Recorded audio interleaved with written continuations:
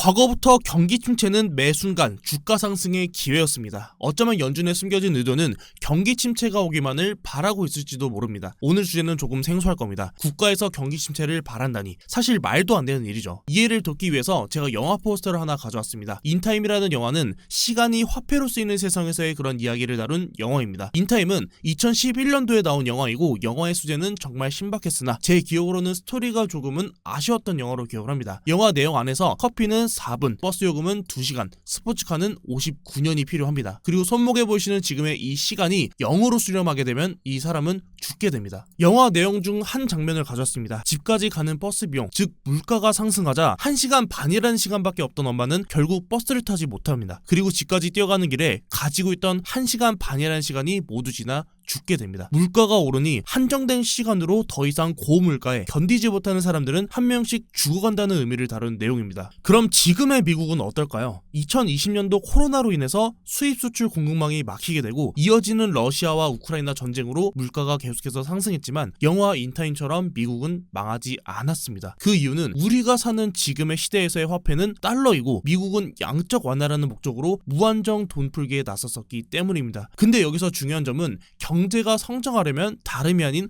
화폐가 필요합니다. 다시 말하면 미국에서 유동성을 풀었기 때문에 전 세계가 발전할 수 있었던 겁니다. 극단적인 예를 들어서 미국이 지금처럼 화폐를 발행하지 않았다면 삼성전자는 지금처럼 성장할 수 없었을 겁니다. 과거부터 미국이 달러를 금에서 신용화폐로 변화시켰기 때문에 전 세계가 발전할 수 있었습니다. 화폐는 국가의 부채이고 현재 전 세계의 경제 발전은 미국의 국채를 달러화로 유동성을 풀었기 때문입니다. 근데 여기서 한 가지 문제는 연준에서 풀어놓은 유동성의 대부분의 자산시장으로 이동했기 때문입니다. 양적 완화의 차이점을 알기 위해서는 너무 많은 내용을 담아야 하기 때문에 우리가 과거에 2008년도랑 지금의 양적 완화를 비교해 본다라고 하면은 2008년도 리먼 브라더스 때의 양적 완화는 무너지는 기업들을 살리기 위한 유동성 공급이었다면 2020년도 코로나 팬데믹 양적 완화는 정부에서 국민들의 주머니에 실업급여부터 시작해서 정착지원금 등의 목적으로 직접적으로 국민들의 주머니에 돈을 넣어주기 시작을 했었고 그 돈은 다름이 아닌 주식과 부동산으로 자금이 들어왔습니다. 연준에서 물가를 잡기 위해서 계속해서 금리를 올리고 있음에도 불구하고 물가가 쉽게 잡히지 않는 이유이기도 합니다. 제가 영상 도입부에 어쩌면 미국은 경기 침체를 원하고 있을지도 모르겠다라는 말씀을 드렸습니다. 이번 주 국내 시간으로 수요일에서 목요일로 넘어가는 새벽 3시에 미국의 금리 결정이 예정되어 있습니다. 발표와 동시에 앞으로의 금리 결정 방향성에 대한 점도표가 나오게 될 거고 금리 동결로 가더라도 당분간 미국에서 금리 인하를 쉽게 언급하기는 어려울 거라고 생각하고 있습니다. 쉽게 말하면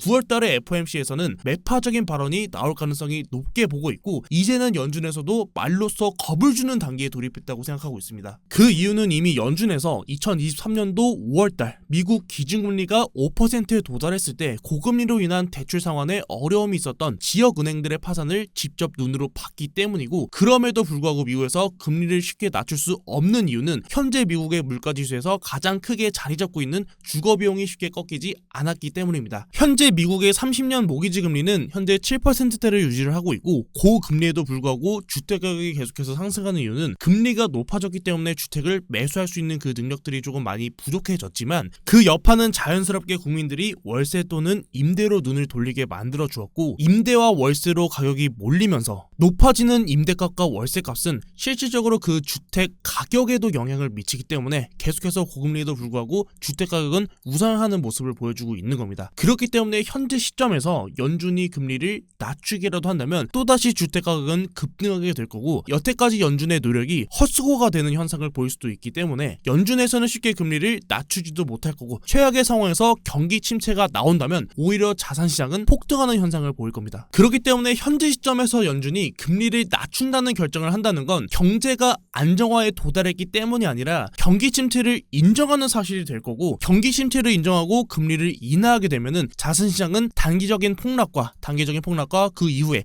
또다시 풀리는 그 유동성으로 인해서 정말 더 큰 상승의 그 상승장을 만들어 줄 거라고 차트를 바라보고 있습니다. 제가 가장 높게 보고 있는 방향성은 1999년도에도 금리 동결을 6개월 그리고 2008년도에 이때는 금리 동결을 1년 동안 유지했던 그 상황이 있었습니다. 그리고 금리를 동결을 유지했던 그 기간에서 주가는 고점을 만들어주는 모습을 보여왔었고 현재 시점에서도 만약에 금리 인상이 아니라 금리 동결로 그 기간을 시간을 가져가는 점도표가 나오게 된다라고 하면은 지금은 매파적인 발언이 나오면서 증시를 흔들더라도 오히려 추가적인 상승을 예측해 볼 수 있는 매수의 기회가 되지 않을까라고 차트를 좀 바라보고 있습니다. 그 기간으로는 최소는 6개월로 바라보고 있고 최대로는 1년. 물론 점도표가 나와야 그 정확한 개월수를 알아볼 수는 있겠지만 무조건적으로 매파적인 발언을 했다고 해서 하락 혹은 경기 침체가 온다고 해서 하락이라고 차트를 좀 바라보고 있지는 않습니다. 혹시라도 오늘 분석이 괜찮으셨다면은 유튜브 고정 댓글에 있는 비트갱서 채널 들어오시면은 더 많은 자료 정보를 받아볼 수 있으실 겁니다. 혹은 고정 댓글에 있는 링크 통해서 텔레그램 방 입장해 주시면은 더 많은 정보로 제가 실시간으로 대응해드리고 있으니까 많이 들어오셔서 많은 정보 받아가시면 투자에 정말 많은 도움 받을 수 있을 것 같습니다. 네, 오늘은 코인킹에서 비트갱스터였습니다. 감사합니다.